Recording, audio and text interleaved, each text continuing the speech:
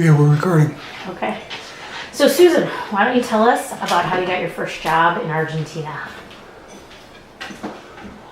I can tell you how I got my first article published in a newspaper in Argentina. It was in the Buenos Aires Herald, and I was working at the time for IBM Latin America, and it was in a neighborhood. I can't remember the name of the neighborhood. I think Nunez, N-U-N-E-Z. And I would take the train from where to my job at IBM Latin America, and one day a week, I don't remember the day. Were you essentially a secretary at IBM? Was that the kind of I was a transcriber. People of varying nationalities and accents would dictate, talking to these newfangled dictation machines. Dictaphones? Dictaphones, yes, and they were like these plastic belts. Yes. And then I would put them and have to try to figure out what they were saying, and they were probably at least 7 or 8 different nationalities: French, Bolivian, Swiss, all these things. And So you were a translator? They would speak their... no, they would speak in English. Oh, okay. And I would try to interpret. You were making transcriptions? No. I was trying to understand what they were saying so that someone else could type, or no, even so I could type, because I had an IBM Selectronic typewriter, and I was listening to it, and they had these magnetic cards that you'd stick into a thing, and then I'd listen, and then what I deciphered out of what they were saying became the the business letters. Okay. These guys would come and dictate, and they had the dictaphones, and they dictate the letters. Okay, so you take the train to work. I took the train to the IBM Latin America, which had been obliged to move there because of urban guerrillas. They had been originally located in Uruguay, and then they had gone to Venezuela. They were chased all over by urban guerrillas. Anyway, they ended up in Buenos Aires. And I and an Englishwoman called Monica Threlfall, we worked together. We kind of closed down their operation. And we lived our own September 11th, 1973,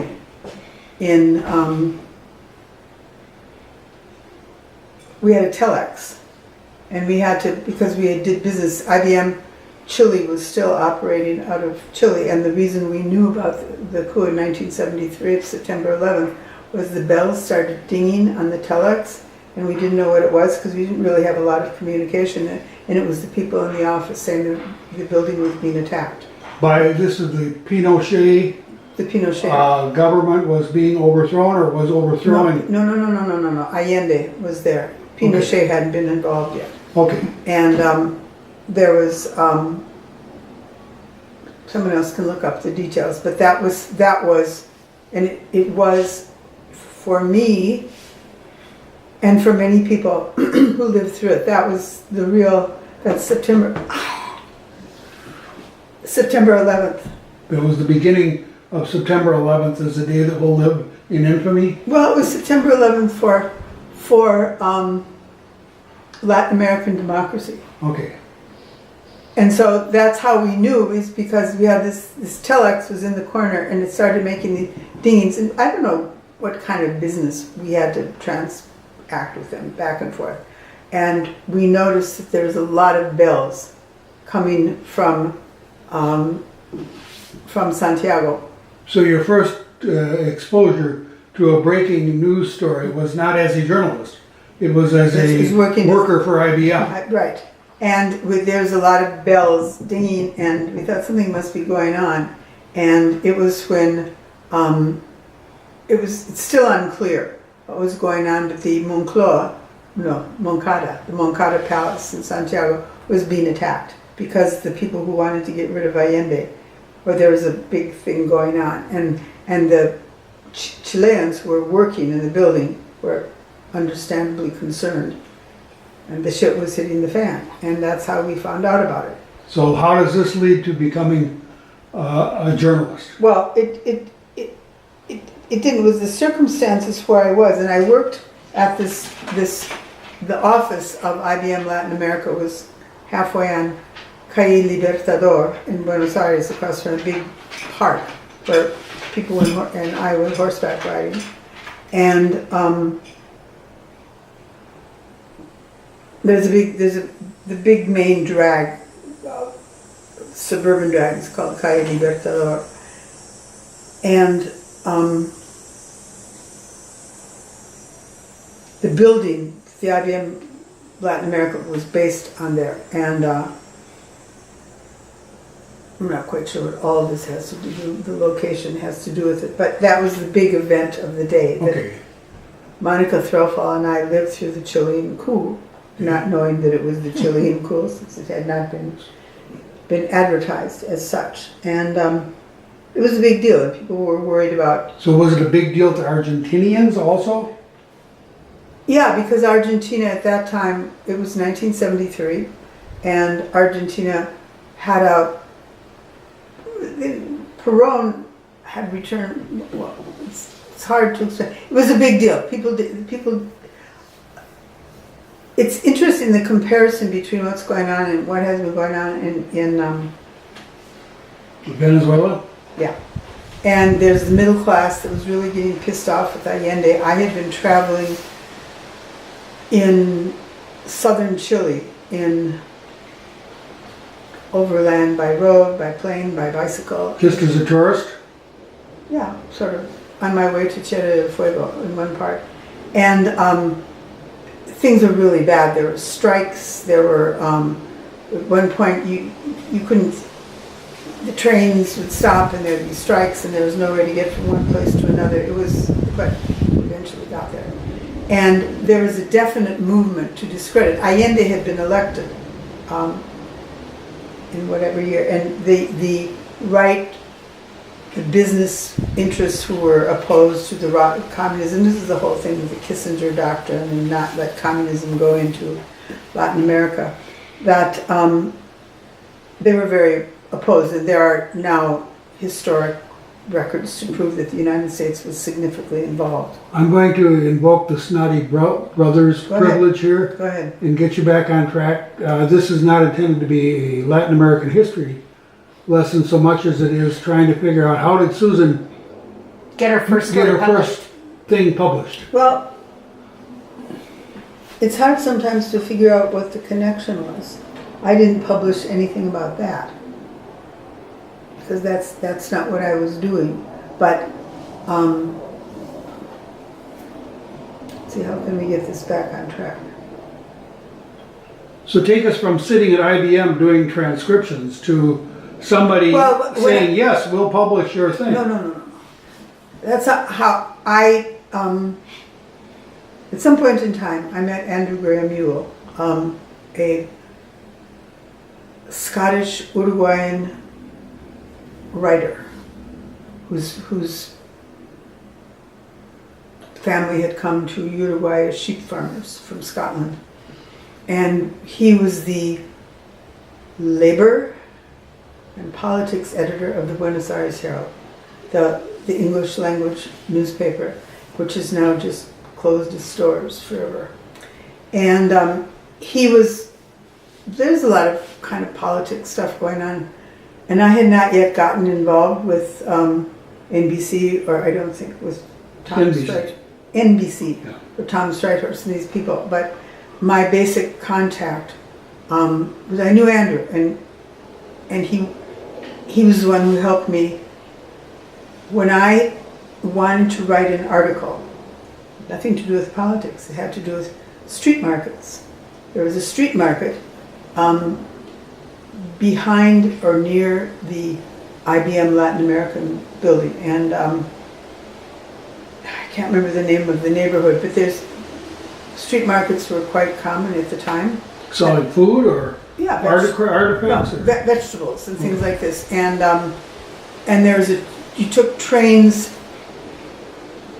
There were train stations because the whole railroad system in Buenos Aires had been built by the English, and the purpose was to get workers out from the places that they lived into where the factories were. And the whole, if you look at the map of the the setting up of the Argentine Railroad. And so I would take a train from Retiro Station and go out in the train, this clackety train going on, and see these street markets being set up and I lived more of a downtown, anyway, I took the train and I would see these markets, and where I got off there was a street market every day, and I thought it was a wonderful place. I don't know if I remembered from Africa or something, but I was missing street markets. And so I decided I wanted to write about this street market. So it's kind of a feature article. Yeah. It For was the English language newspaper. the Buenos Aires Herald. Which would capture it from the eyes of an American, or? No, that wasn't the point. I wanted to write about it. I thought it was interesting. Okay. And Andrew Graham Ewell was the person who was the business, labor, and politics editor of the paper, and I got to know him somehow. And we used to, when Tom Streithorst is here, he likes to do this story. We used to walk down the street. It was a very dangerous time. Andrew was he wasn't politically involved, but he was fearless, and he wrote about all the urban guerrilla stuff. And I don't know if you remember, there's a big company called Bungeborn, Bungebor, and it has related. Okay, we're back recording now. Hopefully I was able to edit out that little chaos caused by my personal, or Ann's personal dog and Susan's care dog, Rags, as he flipped out over the arrival of a new ramp we're putting in the house so Susan can get around. But back to the recording. So you were about to tell us how you got retained, so to speak, by NBC. Take it over. Well, then, so I worked as it was like a Girl Friday for Tom Streithorst. And who was Tom Streithorst? Streithorst was the NBC correspondent for Latin America. NBC radio and TV? Yes. Okay. And he had his career had been in Vietnam. He was for NBC. He was very famous. Yes. And he had some kind of open heart surgery, and he couldn't carry on with the job that he was doing, and he was looking for an assistant. Yeah, well, I don't remember where. Anyway, so the NBC had to give him a job. They just couldn't say, "Here, Tom, is a bunch of money," but they gave him a job and they sent him to Buenos Aires. Okay. And so he was looking for the Girl Friday, someone to do this, and so when he told me that I got the job because I was the only person he could remember, he told me there were about 300 people who applied for the job, and I was the only one he remembered. And did he run an ad in the newspaper? Yes, in the Buenos Aires. You were reading the paper and you saw the ad? Charles saw it. Charles is? Charles Aiken, my former husband. Okay, so he saw it, said you ought to apply. He said, "Here's a job. If you're looking for a job, this looks like an interesting job for you." Okay. And so I went and saw Tom at Montevideo 346 in Buenos Aires was the address of the place. And we talked for a while about what I'd done and so forth and so on. And I went away, and then I got a call. And he said, I don't remember exactly. He said, "I've seen maybe 350 people. You're the only one I can remember." Wow. So were you hired as an employee of NBC or a personal? With a stringer. A stringer. So Yeah. you would only get paid if you did things. Yeah. Okay. You didn't have a 8 to 5 Monday to Friday. No, and I don't remember what the conditions were of what my payment was. I ended up stringing for NBC News when they had their news and information service, when they were paying between $30 and $100. No, $100 for a 30-second spot, which was a lot of money at the time. And that's when people were being killed in the street and so forth. It was this one I go back to mention about Bungeborn, which is related to Cargill. Cargill owns Bungeborn. And there was a urban guerrilla group called the Montoneros. And their big goal was to catch some wealthy people and hold them for ransom.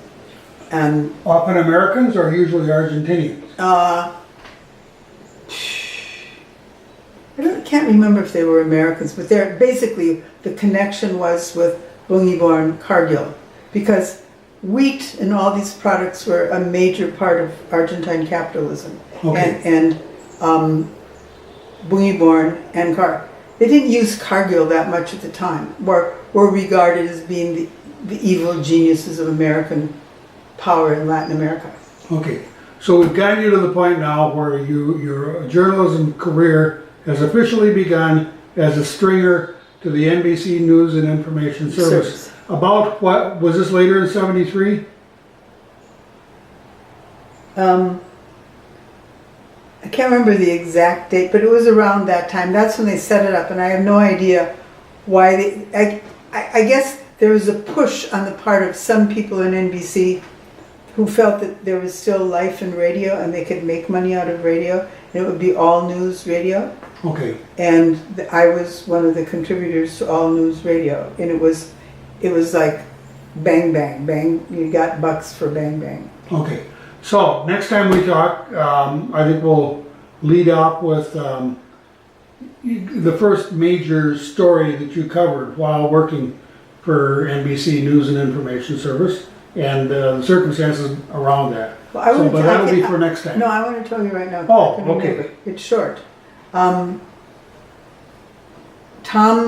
Streithorst, Sr., the correspondent, had serious heart problems, and when he was in Vietnam, and he walked out the door. He was going to someplace in the U.S. I don't know. No, Tom Jr. will know where he had to have open heart surgery. He had serious heart problems, and I can still see the office in the Calle Montevideo, and he was a very brusque man, and he walked out the door and he said, "Well, I'm going to New York. I'm going to Florida." He was going to the hospital. "And when you're gone, you can do the spots, you can do the radio." And I said, "I don't know how to do radio." And he said, "You'll learn." And I did. So you learned how to fire. Well, yeah. I mean, basically, because he had to have someone cover for him because they'd launched this whole service. And so... and you were the only other NBC employee in the area? No. I was not an employee. That's why I put it in quotes. Well, but there was a cameraman, Hermes Munoz. There was Alvaro. There was a whole TV crew that worked with Tom, but none of them really spoke English. Hermes's English was hilarious, and they needed to have somebody that they could call up and say, "Okay, we heard this is happening. We heard the urban guerrillas shot 3 people, and can you do a spot for us?" And for every spot I would make $100. Were the spots radio only or some television? Radio. I did some, but it was basically radio only. And that's the reason for my affinity to Citibank, because it was the only way I could get paid. I had a friend called Sylvia Riegelhaupt who knew someone who worked at Citibank in Buenos Aires, and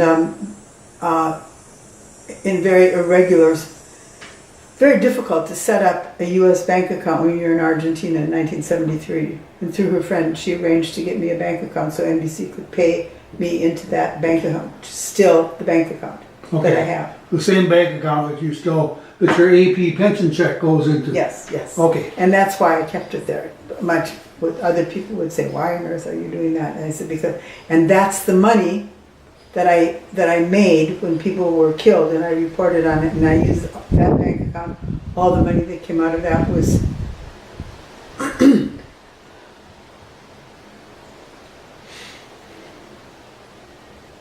Take a drink of water. Okay, all of the money that came out of that account was used for? Was to get people out of Argentina. Okay. So you funneled your income to groups that were aiding to... No, not to groups. Individuals who were trying to escape Argentina. Who needed to get out of the country. They were political... They were being chased by the police or whatever, as suspects, and they didn't have money in order to get out. And Andrew Graham Mule and his family were one of the families that I helped. So the people you helped were generally activists who were on the outs with the government? or- No. They were journalists. They wrote things that people didn't like. At the time, everyone was viewed as suspicious and as an enemy. And because I had made this money, because people got killed, Well, it seemed like an ethical way to close the circle. no. Okay. Well, I think that's a good place to end. Ann, do you have any questions or? No, I was just going to tell you I did some research on the NBC News and Information Service. There's a very long encyclopedia.com entry. So apparently, NBC Radio in the early 70s was trying to expand because they had some of the best satellites that could do continent-to-continent relays. They didn't actually launch the specific NBC News and Information Service until 1975, but they were inching towards it in the lead up to it. But it only lasted for 2 years, and NBC was so disheartened when it didn't work out, they shut it down in 1977, and at that point planned to divest themselves of all radio activities, but they didn't until the late 80s. Okay, thank you. We'll meet again. You're